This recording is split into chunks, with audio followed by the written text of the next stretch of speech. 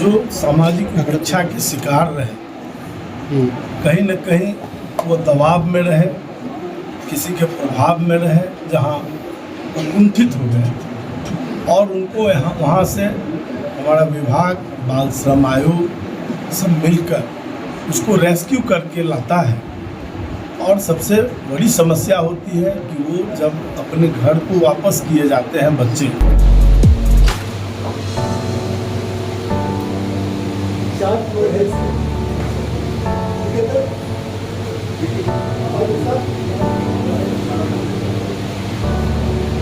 नमस्कार, आदाब, सलाम, सत श्री अकाल। आप देखना शुरू कर चुके हैं SR न्यूज़ में रिजवी। देखिए, मैं मौजूद हूँ पटना के हनुमान नगर में और जैसा कि आज यहाँ पे विशेष आवासीय प्रशिक्षण केंद्र जो प्रयास जो एनएल है उसके द्वारा यहाँ पर बच्चों लोग को, देखिए जो बच्चे लोग होते हैं जिसका कोई आगे पीछे नहीं होता है, जो कहीं न कैसे रेस्क्यू किया जाता है, उसको कैसे प्रशिक्षण दिया जाए, पढ़ाई, खिलाई पिलाई, स्वास्थ्य, तमाम व्यवस्था इस प्रशिक्षण केंद्र में लगभग 100 बच्चों का यहाँ पे प्रशिक्षण दिया जाएगा। मतलब उसको देख रेख किया जाएगा तमाम द्वारा, यानी प्रयास जो NGO होता है, प्रयास जो एनएल जो है उसके द्वारा यहाँ पे ये किया जाएगा।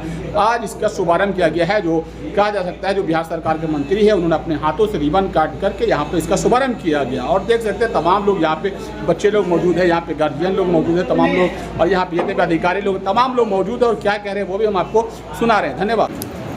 और खास करके ऐसे बच्चों के लिए जो सामाजिक उपेक्षा के शिकार रहे, कहीं न कहीं वो दबाव में रहे, किसी के प्रभाव में रहे, जहाँ वो कुंठित हो गए और उनको यहाँ वहाँ से हमारा विभाग, बाल श्रम आयोग सब मिलकर उसको रेस्क्यू करके लाता है।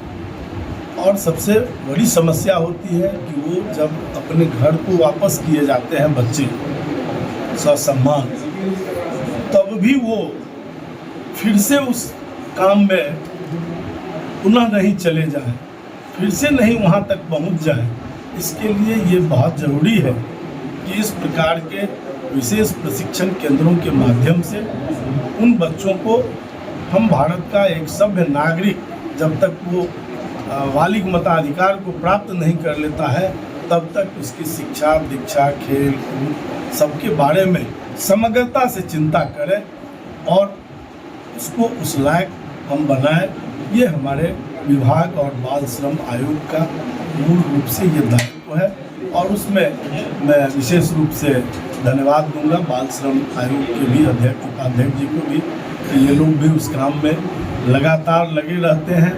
और जिस काम में हमारे SES साहब का भी, आदरणीय के सेंथिल साहब का बहुत बड़ा सहयोग और सकारात्मक सुझाव इनके द्वारा विभाग को मिलता रहता है और इसलिए हम लोग इस प्रकार के अनेक कार्यों को अपने हाथ। कई जिला में आज इसका शुभारंभ हुआ है, लगभग 3 जिला में आप कह रहे हैं कि इसका शुभारंभ 3 जिला को हमने पायलट प्रोजेक्ट के रूप में अभी चयनित किया है। उसमें से एक पटना, दूसरा गया और तीसरा सीतामढ़ी।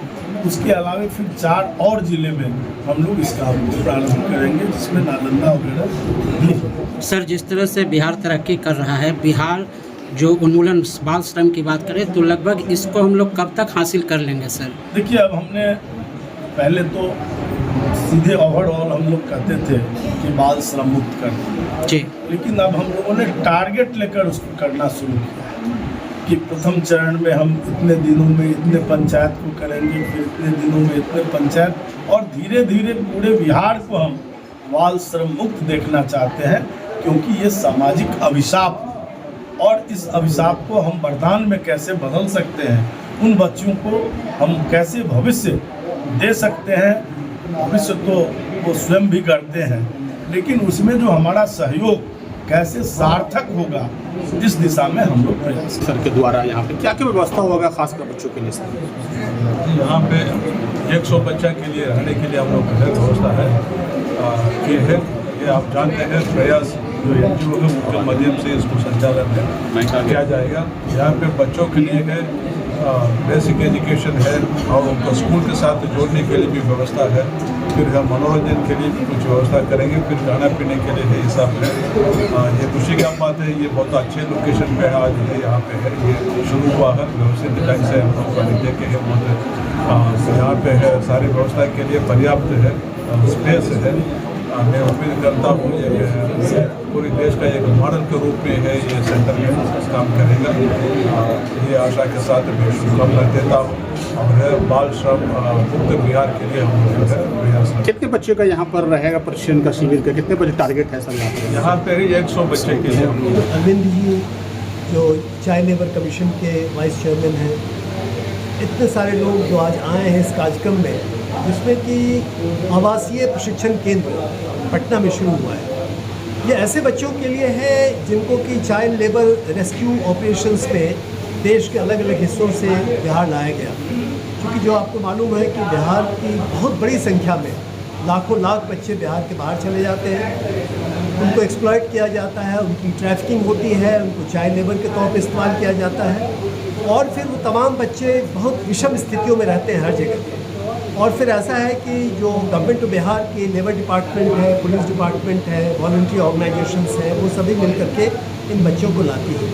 अगर हम बात करें तो करीब करीब 34,000 बच्चे सिर्फ प्रयास ने अपने एफर्ट से अलग डिपार्टमेंट की मदद से देश के अलग अलग हिस्सों से बिहार में वापस लाया है। 34,000 बच्चे करीब पिछले 12-13 साल में, और इनमें अधिकतर बच्चे ट्रैफिक थे या चाइल्ड लेबर के शिकार थे।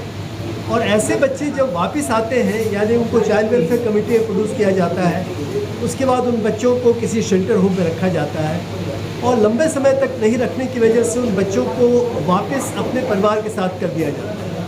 परिवार में गरीबी की वजह से और उनकी स्थिति ऐसी रहती है कि वो बच्चे फिर से चाइल्ड लेबर कंडीशन में चले जाते हैं। तो इस स्थिति को तोड़ने के लिए, इससे बचाने के लिए मैं समझता हूँ कि भारतवर्ष में जो गवर्नमेंट ऑफ बिहार की ये पहल है, जिसमें कि इन्होंने ये रेजिडेंशियल ट्रेनिंग सेंटर खोला है, और पहले भी ये रेजिडेंशियल ट्रेनिंग सेंटर कोविड के पहले था, और तब भी प्रयास के पास 3 ऐसे सेंटर थे जो बहुत ही कामयाब सेंटर थे। बहुत सारे बच्चों को रेजिडेंशियल ट्रेनिंग सेंटर से ट्रेन किया गया, मदद की गई, निकाला गया। वैसे ही अभी जो है 3 डिस्ट्रिक्ट में ये रेजिडेंशियल ट्रेनिंग सेंटर स्टार्ट हो रहा है। पटना पहला डिस्ट्रिक्ट है, दूसरा गया है, अब तीसरा सीतामढ़ी है। इसके अलावा भी जो 4 डिस्ट्रिक्ट में बिहार गवर्नमेंट जो है रेजिडेंशियल ट्रेनिंग सेंटर स्टार्ट करने जा रही है। ये रेजिडेंशियल ट्रेनिंग सेंटर के अंदर नाम तो प्रशिक्षण है, लेकिन इसमें सब कुछ है। यानी एक छात्रावास है बच्चों का, ये जुवेनाइल होम के समान नहीं है, ये ओपन जगह है।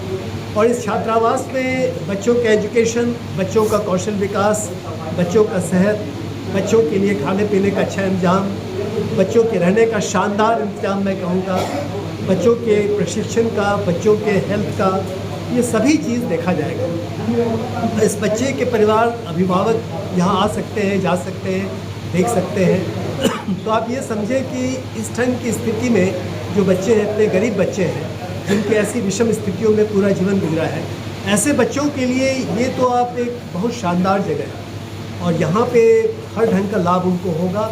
और सिर्फ ये नहीं कि बच्चों को हमने ला के रखा, वो बच्चे जो 14 साल के आसपास हैं उनको हम रखेंगे यहाँ।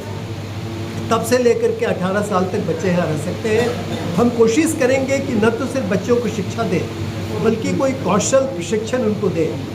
कौशल प्रशिक्षण शिक्षा को मिला करके उनको उस जीवन के लिए हम तैयार करेंगे जहाँ वो एक सुघड़ और सही नागरिक बन सके। तो ये बहुत महत्वपूर्ण है। प्रयास के लिए मैं ये कहना चाहूँगा कि प्रयास के 330 सेंटर हैं पूरे भारतवर्ष में। 38 साल इस संस्था के हो गए, अभी कोई 800 हमारे फुल टाइम को वर्कर्स हैं और करीब 45-50 हज़ार लोग इस संस्था में रोज आते हैं। प्रयास एक सेवा केंद्रित ही एक ऑर्गेनाइजेशन है और यही कारण है कि हम चुपचाप काम करते हैं और ऐसी जिम्मेवारियाँ हमको मिलती रहती हैं। मैं फिर से यहाँ की सरकार का, लेबर डिपार्टमेंट का आभार प्रकट करना चाहूँगा कि वो लोग मिल करके उन लोगों ने फैसला किया कि प्रयास को ये जिम्मेवारी दी जाए और हम जिम्मेवारी को सही ढंग से पूरा करेंगे। परिचय दे दो। अपना परिचय दे दो। मैं आमोद कंठ हूँ, प्रयास का संस्थापक। मैं पहले डीजी पुलिस रह चुका हूँ और मैं दिल्ली में जॉइंट पुलिस कमिश्नर भी